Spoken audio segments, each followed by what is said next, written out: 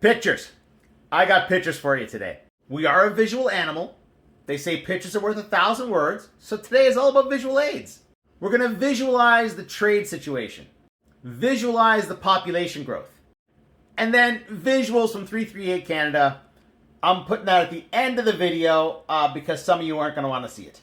So let me set the stage when it comes to trade. Tariff war is a moment of opportunity for Canada. But while we seize that opportunity, it's going to hurt. Canadian steel, aluminum plants lay off workers due to U.S. tariffs. This will be the story again and again over a multitude of industries. Why don't we just give in to the U.S.? Because that's not going to help us. The U.S. is heading for disaster with this trade war. They've retaliated against all of their major trading partners. For Canada, over the last many decades, we have made the mistake of over-relying on the United States. This goes back to NAFTA. It goes back before NAFTA. The Auto Pact. Now, I'm not saying any of those things were a bad idea, but we overindulged. So let's take a look at the lay of the land globally first. I've shown this many times. It's the difference in primary trading partners across the world.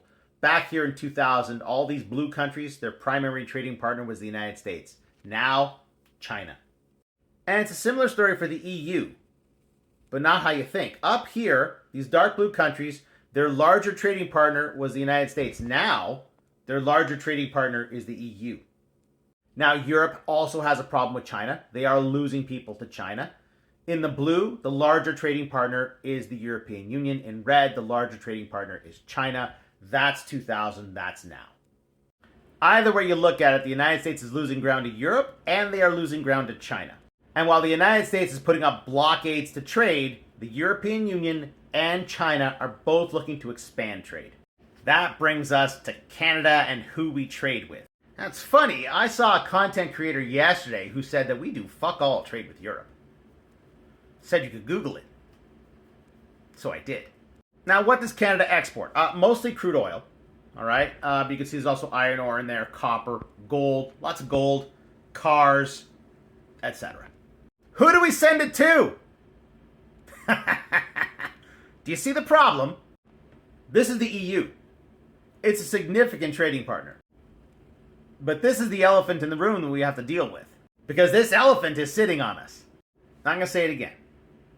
Whether you believe in climate change or you don't believe in climate change, we need to have some type of carbon plan in place, carbon caps on industries, so that we can do trade with Europe and China. If we don't do that, the elephant will crush us. How do I say this? Some of you are more than happy to allow this elephant to intrude upon our nether regions, shall we say. But as you can see, they've intruded more than enough already.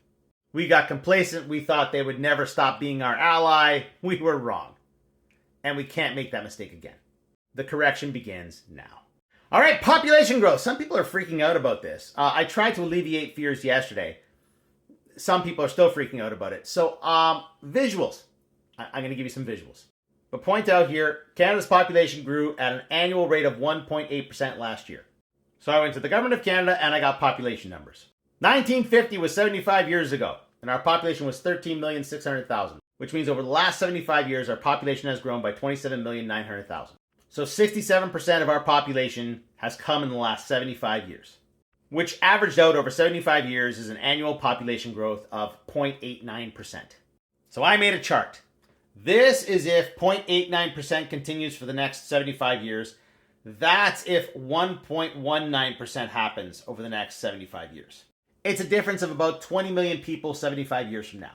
Why is this important? Pretty simple.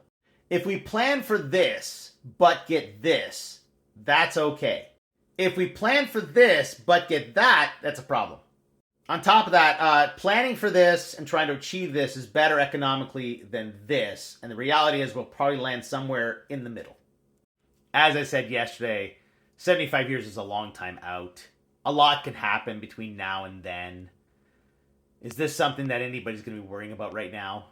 No. Should you worry about it? No. Is it going to impact your life? No. What's happening now will have more impact on your life. Speaking of impact, 338 Canada was updated. They posted their bell curves on Blue Sky. I'm zooming in so you can see the lay of the land here. Right now, the minimum the Liberals are looking at is 159 seats. Problem is, the maximum the Conservatives are looking at is 151 seats. So what Conservatives need to hope for is the worst possible showing for the Liberals and the best possible showing for the Conservatives at the same time. I've said this before, the biggest liability the Conservatives have right now is Pierre Poilievre and how he delivers his message. They are losing ground in the popular vote. 338 is forecasting a landslide victory. The forecast is that every province beyond Alberta and Saskatchewan are going to vote Liberal. Let's break it down a little bit more. 79% chance of a Liberal majority, 18% chance of a Liberal minority, 2% chance of a Conservative minority, and a 0% chance of a Conservative majority.